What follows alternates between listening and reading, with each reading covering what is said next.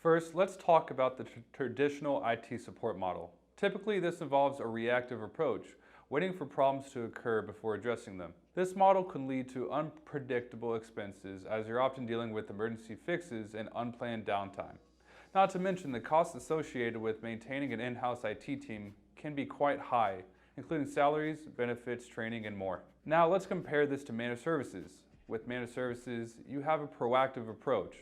Instead of waiting for issues to arise, managed service providers, or MSPs for short, continuously monitor and maintain your systems to prevent problems before they can occur. This shift from a reactive to a proactive approach translates directly into cost savings. Managed services can reduce overall IT spending through regular proactive maintenance that minimizes downtime, enhances security, and optimizes performance. By identifying and addressing potential issues early on, MSPs help avoid costly disruptions and repairs. Additionally, managed services often come with predictable flat rate pricing models, making it easier to budget and manage your IT expenses without unexpected costs. Choosing the right managed services provider is crucial to maximizing these cost reductions. Here are a few tips.